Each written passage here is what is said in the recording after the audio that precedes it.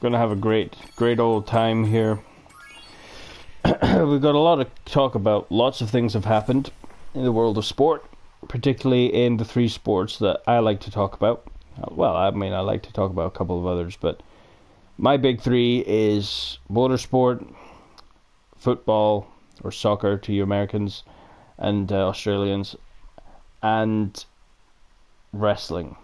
Not just WWE. I'm a big fan of pretty much all wrestling, and no, I'm not one of those people that are now saying AEW is going to put WWE out of business, because you would have to be absolutely stupid to think that.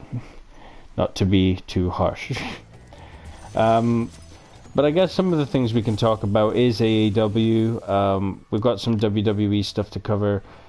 The one I'm looking forward to talking to the most is Formula One, and then of course we'll talk about some football. 10 dragons in the artisan world, then find the balloonist. He'll transport you to the next world. What about Nasty Nork? I'm going after him. Find dragons first. That's all I can tell you. Yeah, that's him. Good old Nestor, first dragon I saw. I was obsessed with watching like early gameplay from this before it came out. I was so pissed off when it got delayed. Right, anyway, on a more relevant note, so let's dive in right to it, and we're going to start off with Formula One. Formula One's a good thing to talk about. Lots of things happen in Formula One, particularly with, in my opinion, the most exciting Formula One race that I've ever seen. On the basis that so much carnage happened, it was like watching one of those races you go on YouTube to watch a 3-minute video, lord over what an excellent race it was because of the carnage. And everyone just thinks, oh well, it's an excellent race if they all finish. That's debatable. It's a lot more fun if the faster drivers crash out and the slower drivers have a chance, which is exactly what happened. The last race was all about Germany, that is, Hockenheim. It was about making mistakes, right? Because the rain was on again, off again, on again, off again, on again. It was a crazy race. Teams had to pit 5 times for new tires during the race. Usually a maximum for someone who's finishing near the back is 3 or 4. So it was a crazy ass race. Which saw Lewis Hamilton crash and face a couple of penalties. We also saw Sebastian Vettel go from 20th to finishing 2nd in the end. We saw Charles Leclerc crash. We saw Nico Hülkenberg crash. Sergio Perez. I'm sure there was a couple more. Like I said, absolute carnage. Bottas as well. So both Mercedes didn't even finish in the top 10. One of the Ferraris finished. One of the Red Bulls finished. It was a crazy race. So it was about who could just not make the mistakes. Who could pull off the best drive. You know, that's what it all came down to at the end. It wasn't about fastest car. It was about best team strategy. And it was about, just who was the best driver on the day. So Max Verstappen won, because he was flawless throughout the race. If you prove your worth by rescuing 10 dragons, then you may use this balloon to fly to a new world. Right. Goal set. So Max Verstappen won. As I said, Sebastian Vettel came runner-up in 2nd. And this is why it was an epic race. A Toro Rosso, for the first time in 11 years, finished in the podium spots. Finished 3rd. Daniel Kvyat, nicknamed the Torpedo by Sebastian Vettel a year or 2 ago, I believe, was sacked from Red Bull. Not just demoted back down to Toro Rosso.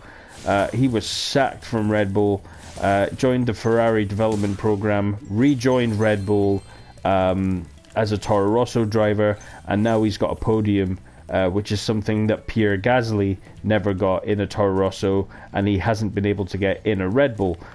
So we know how Red Bull are with chopping and changing drivers based on form. By the end of the year, I would say it's unlikely, but I think we can't rule out the prospect of Daniel Kvyat ending the season in a Red Bull as a Red Bull driver, because clearly the car's getting faster. It's not just Max getting faster. Max is the best driver on the grid anyway, well, fastest driver on the grid. But yeah, I wouldn't be surprised to see Kvyat end because in the Red Bull, because he finished third. Of course, that's not all that happened. Lance Stroll, who was criticised for going to Racing Point simply because his dad was part of the consortium that bought over Force India, proved his worth. As we said, Perez, his teammate, crashed out. Stroll finished fourth because he took a gamble on going on slick tyres before everyone else. For a while he was leading the Grand Prix, but it was going to take something very special to go ahead and win the race. Nevertheless, Lance Stroll finishing fourth, mightily impressive. I believe I can't tell you who came in fifth, but I can tell you Alex Albon in the other Toro Rosso came sixth. So it wasn't just Kvyat. They overall had a great race as well. Welcome to Town Square, Spyro. Begin exploring by gliding to that area with the bulls. Use the right stick to get a good... Yeah.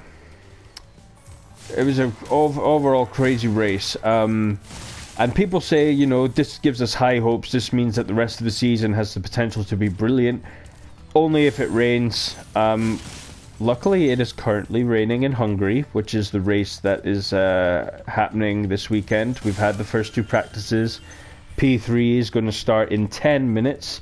And then qualifying will be on later. And that'll be good. That'll be good.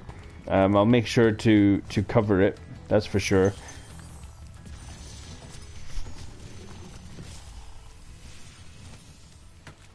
Thanks, Spyro. I had the worst itch on the tip of my wing. I am skipping the ending of these dragons, by the way, in case you think the game's a bit buggy. It's not. That is me skipping it. This is a great game, by the way. Great remake. Yeah, so let's not get our hopes up about the rest of the Formula 1 season, because there is so long to go. So long to go. We really just can't be saying that the rest of the season is now going to be amazing. Spyro, did you see a man dressed in blue running around here? He's a thief, and he's stolen a dragon egg. You've got to track him down and get that egg. Run, run!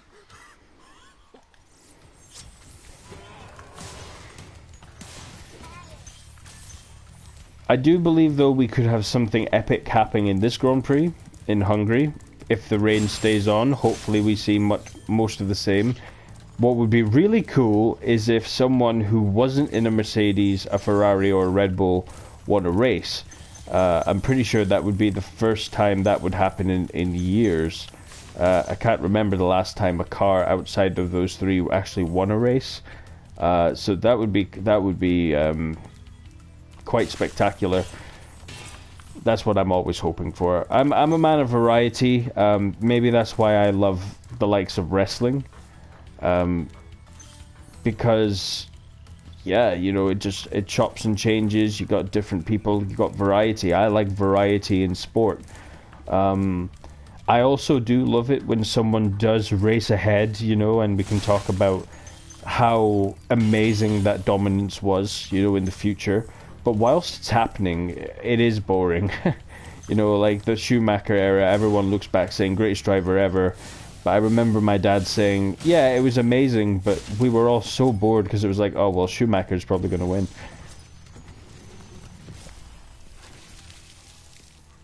Thank you for releasing me, Spyro. You can always check your progress by accessing the guidebook through the pause menu. And that mission was done fairly flawlessly. Right, yes.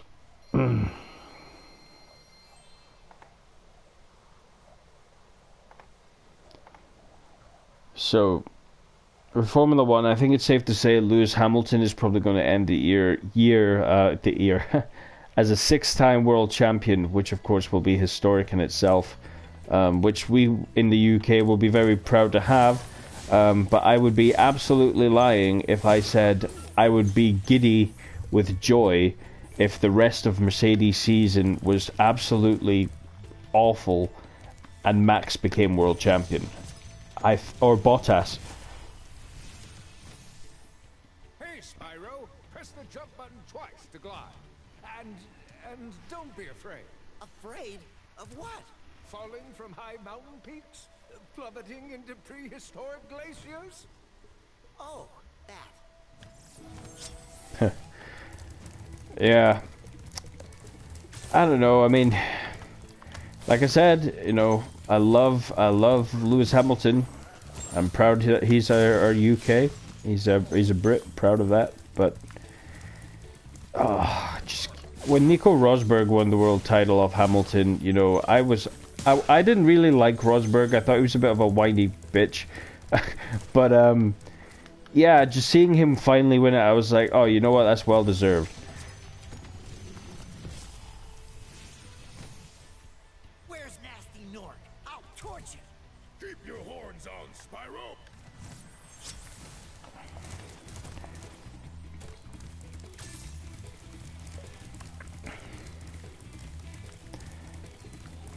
I do like talking about Formula One. There is so much to cover, realistically. So, if I'm going to make a little prediction for today, I think the final practice, if it's dry, will probably be dominated. It looks like it's going to be... Hang on, let's have a look at this weather report. I have an official weather report of the Hungarian Grand Prix. Right, okay. It is predicted to be raining throughout qualifying. That's very interesting, very interesting. That's at 2 o'clock, so we're 3 hours away from that. As I said, practice will start fairly soon. So yeah, there's a 60% chance of rain for qualifying, 20% chance of rain for this practice. Yeah, Mercedes, Ferrari and Red Bulls are going to be quick during practice. Hamilton is usually the king in the wet, but he made a lot of mistakes in Germany, and Max was the king of the wet. He was awesome in that race. He was untouchable, absolutely untouchable. So yeah, that's fairly interesting to see. It means we might see something fairly interesting. Let's hope, right? Because that's what makes sports interesting. Cool. So yeah, that's a good way to end the Formula One note. I wouldn't say there's a lot of blockbuster news right now in football. Most of the blockbuster transfers I covered in the transfer talk and a couple of other episodes previously. Yeah, lots of big signings for everyone. I mean, since my last video, you know, Arsenal have broken their transfer record on Nicolas Pepe. I think an absurd amount of money for a player who's unproven at the highest levels of football. It's a big gamble. But mind you, we could... Well, actually, no, you can't say the same about Pulisic and Chelsea, because he was at Dortmund. That is a high level. He's proved to be very good as well, which I'm very happy with. Pre-season's been going fairly well for people, particularly English teams, with maybe the exception of Liverpool. Tottenham won their first ever trophy that I've ever seen a Tottenham team hold. Pre-season trophy or not, I've never seen Tottenham players lift a trophy. So that was kind of strange to see. But yeah, good for them, I guess. You know, it's the only silverware they're going to get this year.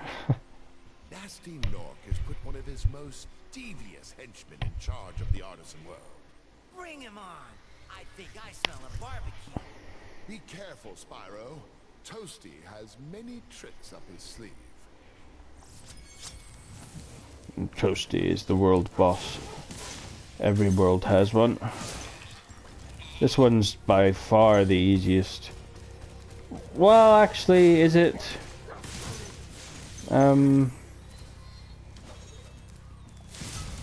Yeah, this is the easiest by a little bit. As I just made it look.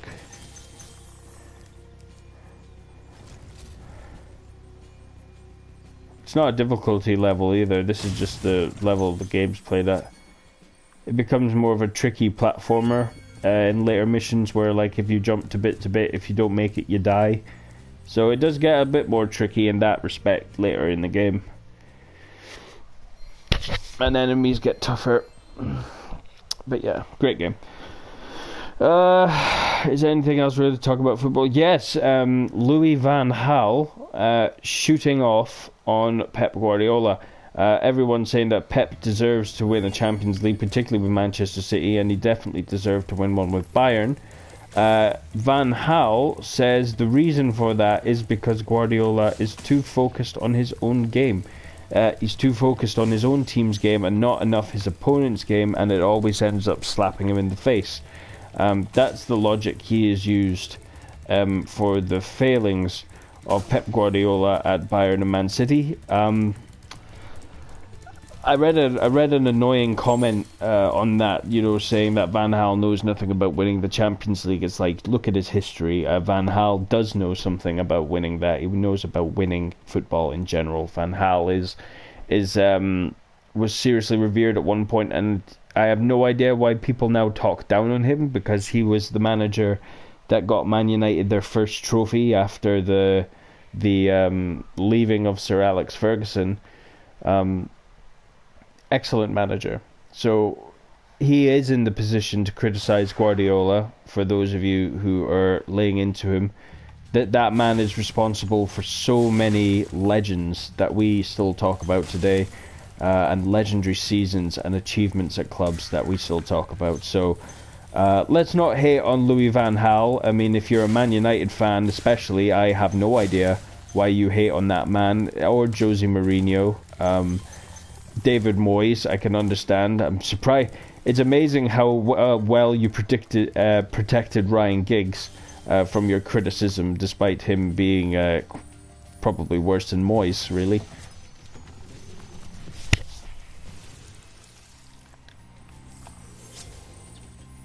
Yeah, I said it. What you gonna do? Oh, yeah. But I think he may be right. I mean, I'm not an expert yet. I mean, I'm a coach in training. But yeah, I mean, Guardiola's he just seems to get something wrong, like even the smallest details, and you just think it can't be in their own play, surely. When you free a dragon or step on one of your platforms, you're saving your progress. That could be useful if you run into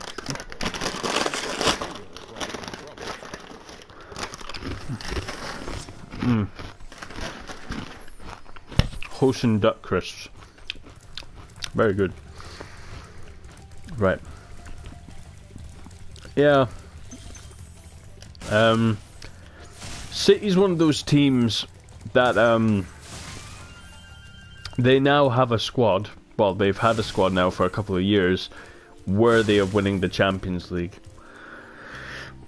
That's just a fact. You know, I've always said that a team can win a league. The team can win their league, right? But they might not win the Champions League. And this has been my whole philosophy, especially with the Real Madrid team. Like, Madrid are not by any means necessary a dominant team in the La Liga. And yet they were so successful in Europe, and it's because teams like Madrid have a starting 11 good enough to win the Champions League when they're fit. But the fact is that when they start to lose some of those players throughout the season, because it's very rare an entire starting 11 remains fit for a whole season, yeah, the question then comes, do you have the squad depth to win the league? You know, I guess that's why Leicester was so shocking, but most of their good players kept fit. Maybe that was a huge key, who knows. But yeah, just, you know, Chelsea, Man City, well, you know, Liverpool have come close. They've won the Champions League. They don't just have a dominant starting 11. They also have amazing benches. Like, that's the difference. Like, Real Madrid, they had some good players on their bench, but the players who were on the bench were the ones who were underperforming. They weren't just there because there was someone slightly better or slightly more suited to the manager's style, which is the case for teams like Chelsea and City.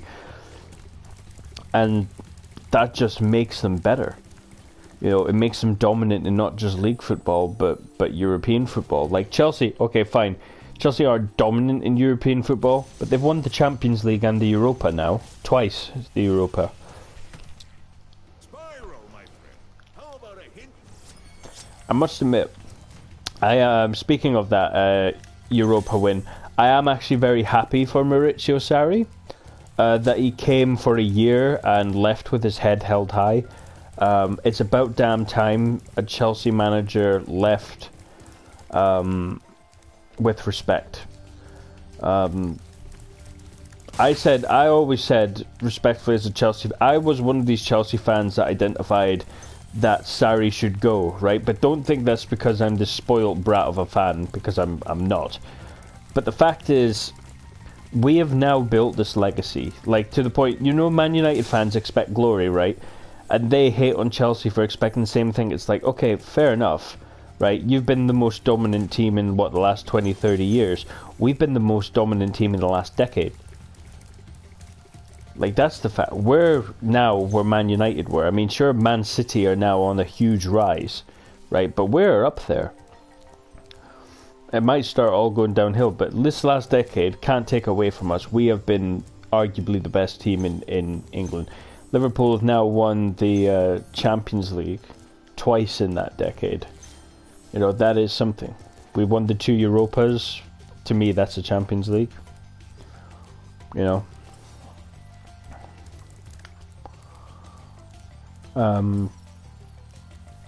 Yeah, it's just...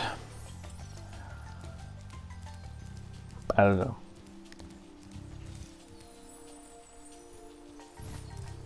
There's a lot of hate, unnecessary hate as well. I think that's what makes me more angry, is when the criticism of a fan's attitude is called into question. And yeah, it's like, well, you have your own opinions on your team, you know, you can have them, I really don't give a shit. But then no, Chelsea fans just get like this extra, you've been spoiled by Abramovich. It's like, yeah, because we're the only team in this damn competition owned by a billionaire. It's like, come on. Like, no double standards here, right? Let's just act like adults. Fucking hell.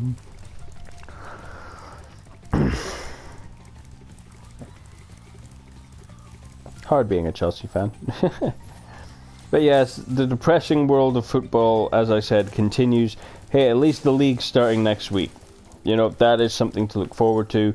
And I believe we have a Community Shield match coming up. Is that right? Liverpool... Is it Liverpool? Liverpool and City? No, I don't think it would be Liverpool. Who won all the domestics?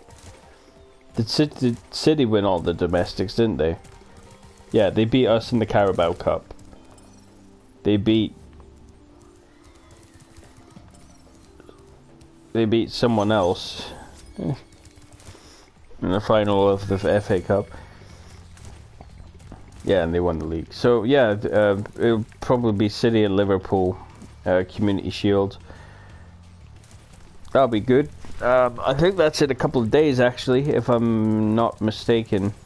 Pumped up for it, you know. Got to be pumped up for it. It's going to be a good match. Good way to start the season. We do not have a good way to start the season, however, because we have to face Man United. But oh well. Well, that concludes football for now. If anything comes up later, obviously I'll talk about it. I'll just say we'll move on to a different sport. Like, I'll try to chop and change because I want to hang around for a while, as I've already said. And before I'm going to go to the F1 practice, I'm going to finally talk about wrestling. Wrestling, which is very quickly becoming a very toxic culture. A very toxic fan atmosphere, more so than probably the likes of football and Formula One. Lots of heat is coming up over AEW. I've had a recent spat with someone who I managed to calm down and get them to apologize. But when you criticize the WWE product, you now get labeled as an AEW obsessed just idiot, right? And it's like, no, like, we need to open our eyes here. Here's the fact about wrestling right now. Not wrestling, the WWE is becoming less and less popular. It's becoming less and less popular. And then these fans are just saying, well, if they're so bad, you know, why are more people still watching it? It's because they are the best. They are regarded as best. They have done the best. They have made wrestling what it is today. You say wrestling, you don't think of the martial art. You don't think of Japan. You think of WWE. And because of how embedded they are in our culture. But that doesn't mean that the fans are just going to stay forever and love everything they produce forever. Sure, there will be fans like that, right? But not all of them. And this is the thing what I'm trying to open these fans' eyes to, right? It's like, more people still watch WWE. It's like, yeah, but why do you think you are now talking about companies like Ring of Honor, New Japan, right? Why do you think you're even talking about it? It's because that shift is happening. It's because all those fans that you claim, you know, are still watching WWE are leaving. Yeah, there's still more than anywhere else, but they're getting smaller. And they're getting smaller more and more right now. SmackDown was down 250,000 viewers from where it was last year. And where it was last year was 250,000 down. So in 2 years, SmackDown has lost 500,000 viewers. Right? That tells you something, right? There can no longer be the blasé WWE is still the best because more people watch it, right? That's 500,000 people in 2 years, right? That's like 10 years of build-up lost in 2 years. It's like they say, you know, it's easier to destroy things than to build things. And right now, that's happening with WWE. They're just destroying their own product. They are getting better. The last 2 weeks have been brilliant, dare I say. People have still been heavily criticizing it, and there are bits here and there, right? But they've been getting the wrestling side of it a bit better. The storytelling is starting to come together a little bit, but there's still a lack of continuity because they're struggling to work with the many wrestlers that they have, because they are drastically overstocked on wrestlers. They have so many. I think their roster is way over the 60 mark. You know, that's a lot of talent to try and squeeze on TV. If you include NXT, they've probably got 100. You know, that's a huge company. That also shows you how much they do for wrestling. They're always going to be there. Like, even if that fan base like shrinks, they'll have the network, they'll have pay-per-views, they will still have fans. I'll still be a fan, right? I maybe won't watch the show, but I'll watch pay-per-views because I love pay-per-views. But I always refuse to pay the ludicrous prices that they would ask. And I'm really scared that AEW start doing that. We're going to talk about them now. AEW so far have made all of their pay-per-views bar one free to the United States. They have been charging us here in the UK or the rest of the world, but you can kind of understand that.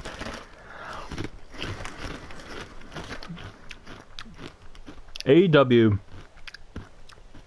is different.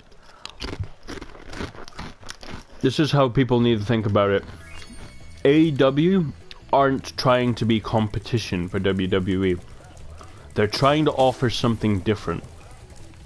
So they're not trying to be competitive. Wrestling isn't just wrestling, right? There are different forms. There are different things which people are finding more entertaining now than maybe WWE still put on. That's just a fact.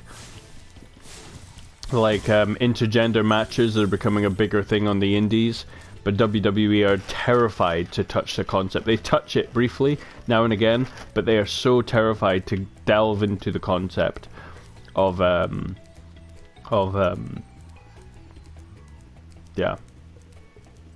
intergender matches. They're a little bit behind in that regard. Wow, I see you've been busy rescuing you. Are you ready to go? Those crisps are addictive.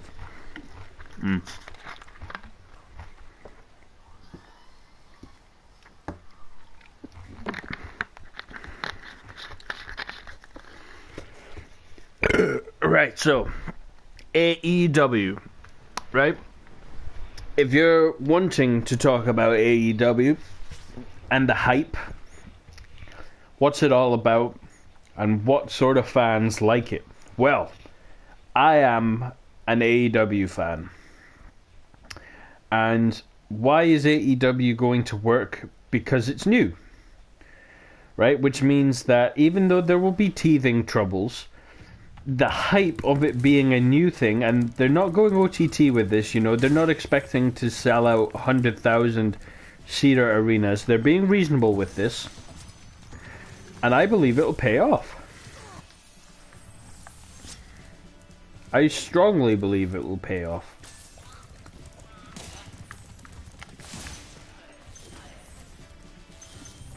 The product has been very good so far. Teething troubles with production and maybe a bit of sound here and there, but you know what? They've had 3 shows. You know, they've not had 10 shows and only 3 televised shows. They've had 3 shows, right? And you know what? For 3 shows, they have put on some amazing shows. Their debut show was incredible. If those teething troubles weren't there, it would have been phenomenal. It would have been instantly regarded as probably the best wrestling pay-per-view of the year. I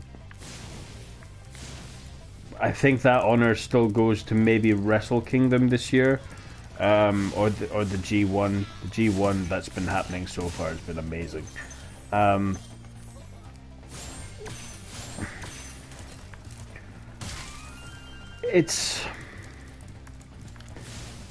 It's been a great year to be a fan of wrestling, because of AEW. WWE stuff has been so hard to stomach that I think without AEW, it would be harder for me to watch. Having said that, it also means WWE wouldn't be making the changes that they have been currently making, and that's perfect. And that's not just like, oh well, if they get better anyway, AEW will fall flat on their face. It's no. AEW will still need to be there because WWE will get lazy like they have, and we'll just end up with the same problem again. We're not going to have the Monday Night Wars. We're not going to have the Monday Night Wars because it's not taking place on a Monday. AEW has been confirmed their debut show, which is sold out, by the way, if you were interested. They will be in Washington, D.C. on a Wednesday. Wednesday is the official televised date of AEW show. Rumored to be called Wednesday Night Dynamite, not confirmed. However, Dynamite would make sense seeing as the network they will be broadcast on is TNT. So a little bit of a clever joke there whilst also making a rhyme with the word night. Could happen. Could happen. I hope they go for something a little bit more ambitious than just Dynamite. It's just gotta be cool. You know, they'll think of something. I know they will. But Dynamite would do the job anyway. So, Double or Nothing, as I said, probably one of the best wrestling shows I've ever watched. Fyter Fest was a gamer show. It was a gaming show. What I mean by that is that it was a convention. It was the CEO gaming convention, created by Alex Jabali, who actually participated in the show. Jabali was in the show. arranged this with Kenny Omega so that a gaming convention could have a wrestling show, and that's what they did. They broadcast it, they made it a cheap pay-per-view, and it was awesome. It was really awesome. It was a great pay-per-view. Probably the lowest in quality so far, but again, like I said, this was a gaming convention. You know, we weren't expecting anything ball-bustingly extravagant. We were just expecting a good show, because you know we put faith in the wrestlers to do their job. That's what happened. You know, the wrestling was the focus. If they had done a WWE type show there, it would have been crap, because they wouldn't have been able to build the things in the way the WWE does. That's a production budget thing. But who cares? You know, it was an awesome show regardless. Fight for the Fallen was the most recent one. Again, the wrestling was superb. It was up another level, actually, from the quality we saw in Fight for the Fallen, which was awesome, like I said. Some great matches being built for All Out, which is the show at the end of August, which will be exciting. It'll be exciting. It'll be unique. I think they might go for a different layout from the one that they've set up for the rest of the shows. They've kept a relatively similar theme.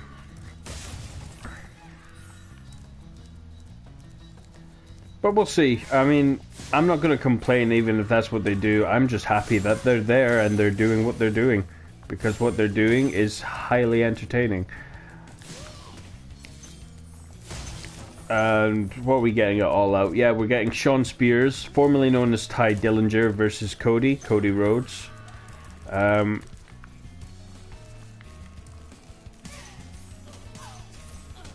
We're also going to get...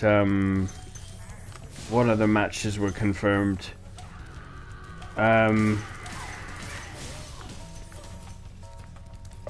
What was there? Oh yeah, the main event, of course, the AEW World Heavyweight title. The first winner will be decided. It'll be Hangman Adam Page or the legendary Chris Jericho. Still a hell of a person for them to sign. Really shows you how seriously we need to take them. We've also got a triple threat between three really extreme, crazy guys: Darby Allin, Joey Janela, and Jimmy Havoc. That'll be a hell of a match. None of them have a win yet in AEW. They've all been pinned at some point. Janela's been pinned by Moxley. Darby Allin was pinned by Spears at Fight for the Fallen, and Havoc was pinned by Hangman Adam Page at Fyter Fest. So someone's going to get the first win. I pray it's Jimmy Havoc. I love Jimmy Havoc. I can't believe they're giving him so many losses right off the bat. It's just, so annoying. By the way, you know, this is, it's still progress. No pun intended, because that's where he just was. But it's going to be an interesting company. There's some great gimmicks already. There's some great rivalries being built, some great stories already being considered. Just pay attention to AEW. If you're in the States, live on TNT on Wednesdays. If you're in the UK, that will be at 10 o'clock at night on ITV4. Obviously, most of us couldn't have the ability to record it now. But even if you were to stay up till 10, you'd be in bed by midnight, because unlike Raw, it's only a 2-hour show instead of a 3-hour show. It's basically just, it's all good stuff. You know, it's just all good stuff. It's all well done. It's going to be awesome. It's been awesome so far. Get All Out if you haven't already, because it is going to be awesome. And that's a promise. It will be awesome.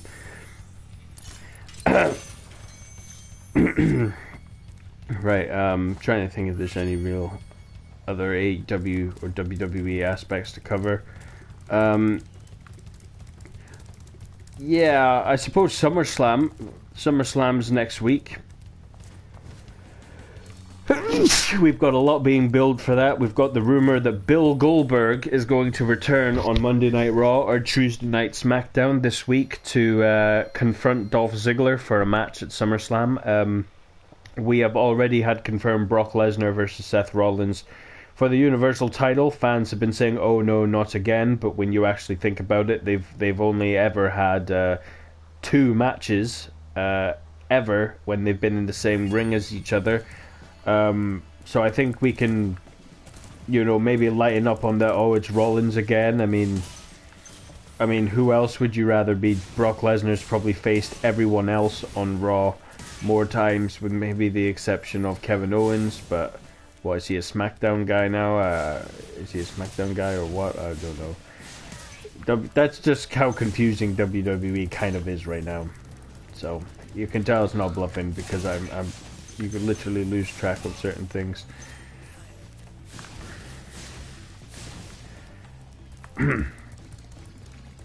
But yeah, just things are good. At the end of the day, they do have some of the best wrestlers in the world. That's completely undeniable. And if they loosened the shackles and let them wrestle a bit more freely, I'm sure there'd be constant 5-star matches on every show. But we just don't get that, do we? We just don't. We just think we lower the quality on TV, up the quality in pay-per-views, will make the pay-per-views more legendary, and then they're missing the mark on the pay-per-views because the shows make no fucking sense, and no one knows who's the heel, who's the face. If you don't know what that means good guy, bad guy. God, yeah, it's a mess. This pro wrestling right now, that's why it's becoming toxic. But AEW is making it a bit sweeter. At least there's now something positive for a group of fans to take positively, instead of just being negatives upon negatives upon negatives. It's different. And Cody Rhodes, of course, who's an executive vice president of AEW, said, if not us, if not now, when? And he's absolutely right. WCW happened. We're not going to say, oh, we've got to wait till they're vulnerable. I mean, that will never happen. WWE is vulnerable now, not because of another company, because of themselves. And another company is taking advantage of that. Whilst at the same time doing something that they're passionate about, and they don't want to do it WWE's way, which you can't honestly blame them for, considering Cody Rhodes was Stardust. And I dread to think what would happen to Omega.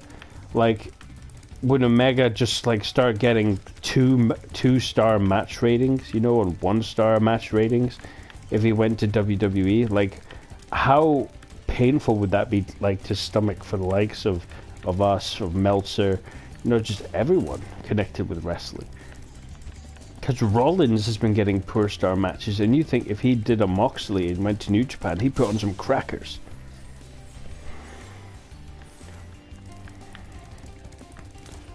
Or then that's when we'll see why Rollins was pushed, as a WWE guy. But then this guy had to change so much and he got some rewards for it. But they could have got more with this side of him.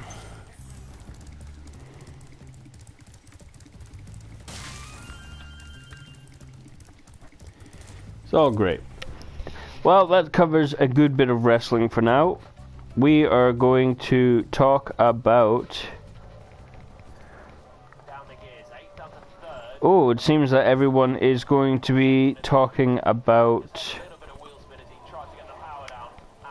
the driver transfer. That's actually a very good point. That's actually something I was looking at last night because I was interested in it.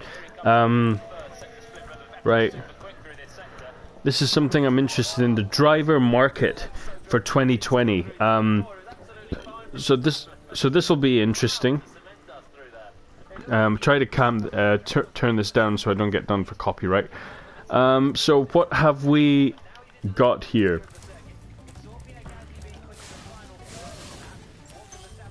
We've got McLaren avoiding any silly season nonsense. Lando Norris and Carlos Sainz already confirmed drivers for next year, so they'll both be returning to Formula 1 to race for McLaren. good to see. They've been good. Lewis Hamilton has been confirmed for next season for Mercedes. However, it is his last season. Not official, of course, because he could still sign another contract, but as it stands, he hasn't, and next season could be Hamilton's last. He has said that his future will depend on the 2021 rules. He's not the only one that have said this. Vettel said it. I think Max says he doesn't care.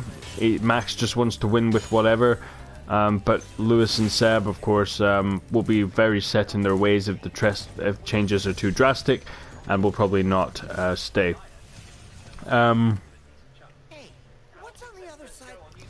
So, he hasn't been confirmed, but people have said it's going to be a fairly safe bet to suggest that Charles Leclerc will be staying, or Charles Leclerc, however you want to pronounce it. It's got a C at the end.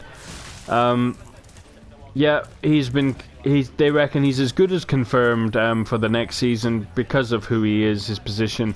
And yeah, I mean, you're not going to get much better drivers than Charles Leclerc right now, so might as well keep him. Vettel, of course, has been confirmed. Same situation as Lewis, been confirmed, not been confirmed if you'll stay. That's the thing, you know, that's the worry. Where are we at? We're at Red Bull. Max has been confirmed for next year. That should be no surprise. I think he's the best driver on the grid, certainly for his age. Pierre Gasly has not been confirmed. As I said earlier, I wouldn't be surprised if Kvyat or hell, even Albon went in the Red Bull this year and Gasly went back down to Toro Rosso, because we've seen it happen before, and we've seen it happen before to drivers who have performed better than Gasly. Like Kvyat was demoted mid-season from Red Bull. At least he had a podium or two with Red Bull, you know, before he left. Gasly hasn't. I don't even think Gasly's had a fourth. I think his best result has been 5th or 6th. You know, that is not on. When you look at how well Max is doing, it's like, oh, well, Max is brilliant. It's like, yeah, but by that much, you know, could argue, could Albon not close that gap a bit, do you think? See, you just got to think about it all the time.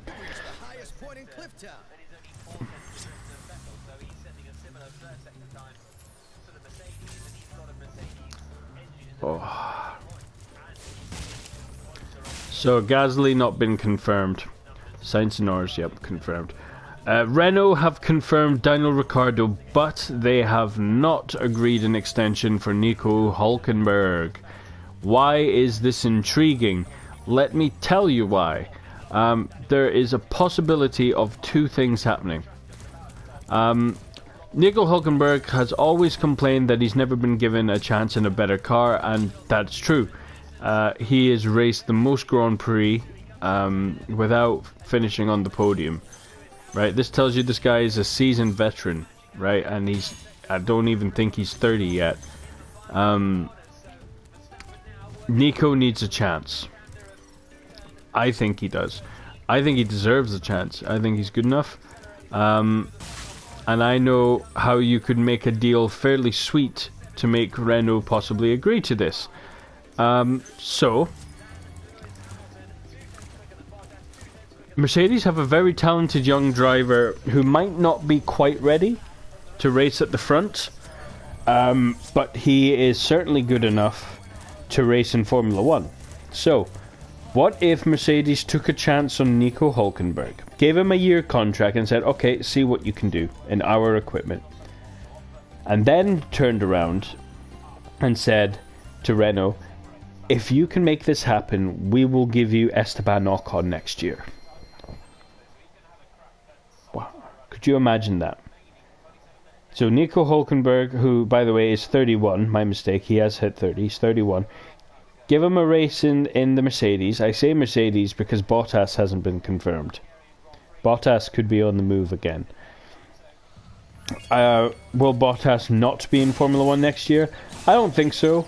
I mean, he's a race winner, so, you know, I think it would be extremely harsh if he found himself without a seat, a fucking race winner.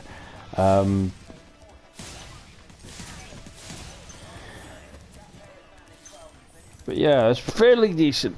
I think that would be cool.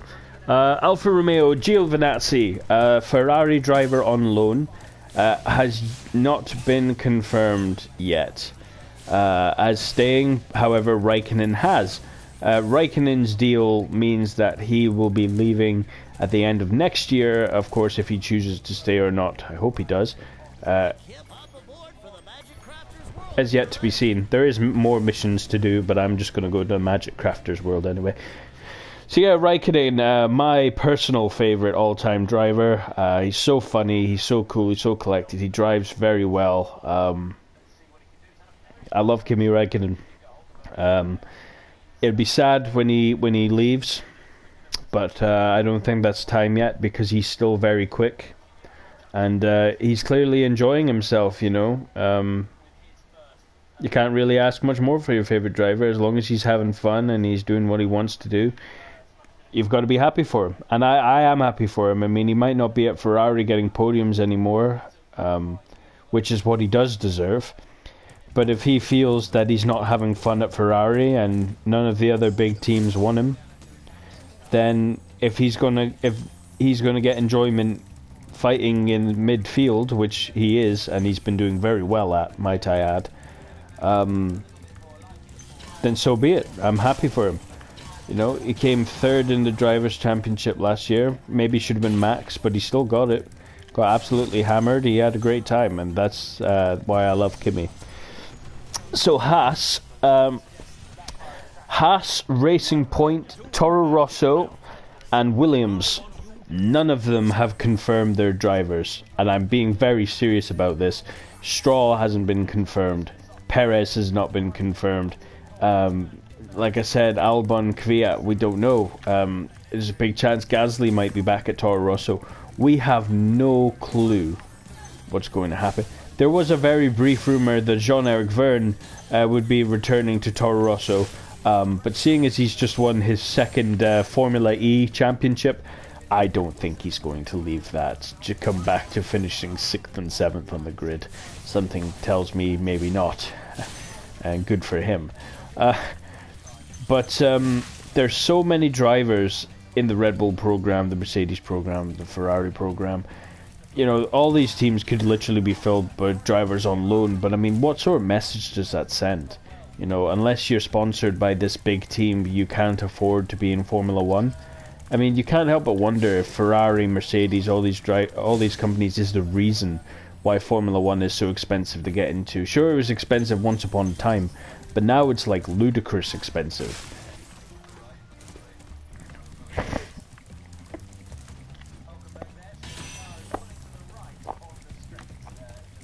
I don't know, if you've got an opinion on that, then that'd be your thing. Williams not having either driver shouldn't really be a surprise. My hope would be that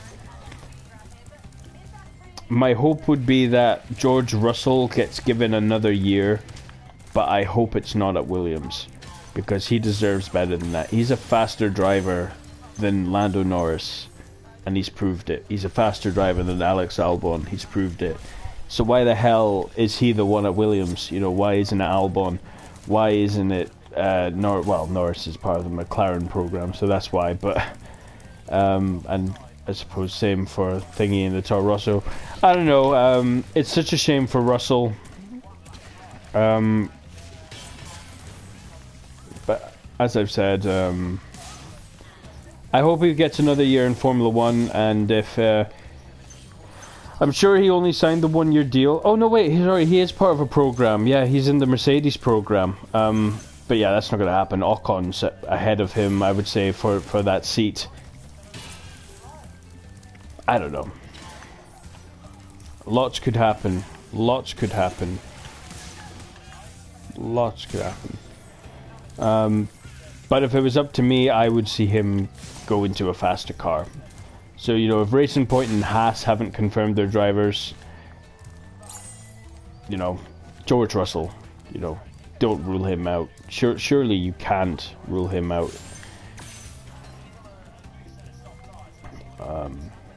Yeah, it's all good stuff, all good stuff.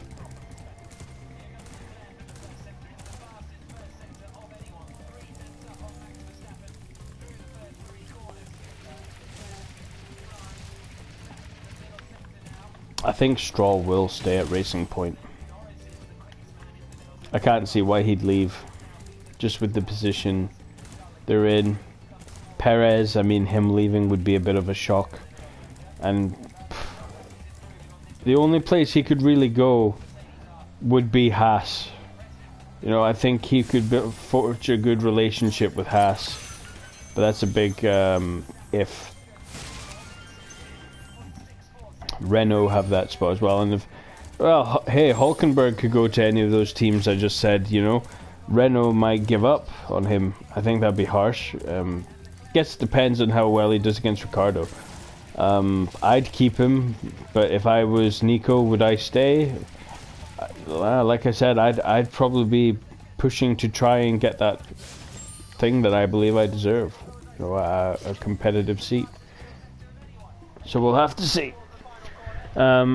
Supposedly Nicholas Latifi from Formula 2 or Formula 3 is being rumoured to go to Williams.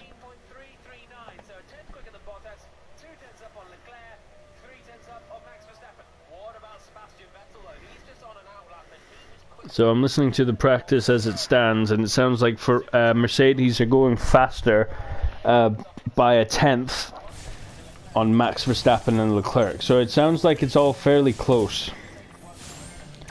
But this is just practice. This is before the big teams apply 100%. Seems like a waste of time, but I mean, it's not a waste of time for the drivers, for the crew. You know, there is a reason for it. It's just as fans, we don't see a point in it. It's just something else to follow, you know, in case there's any crashes or.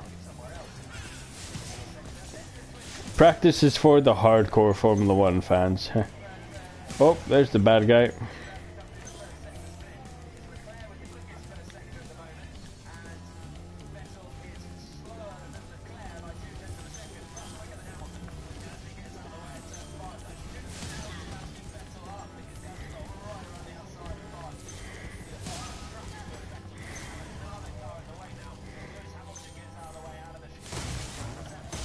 Nice.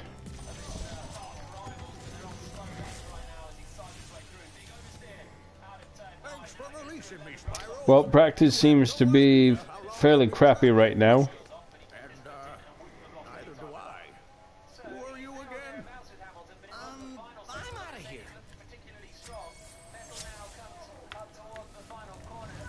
It just occurred to me as I've been talking about this, I've been machining through this game. I have skipped a lot. Oh, that was stupid.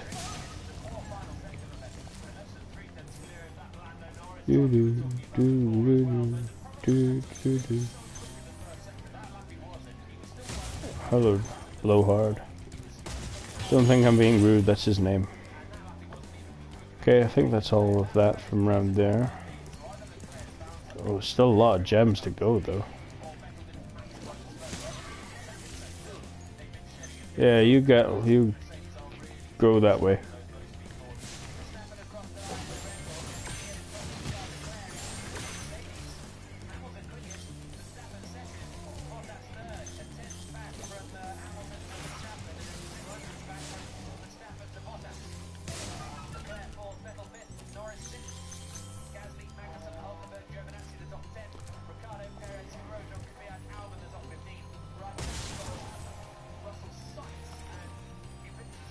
Oh, what?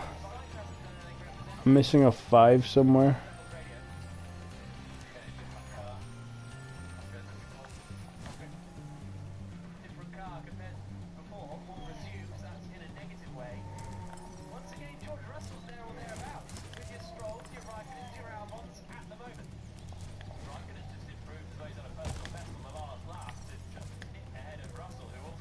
Ah, right in the corner.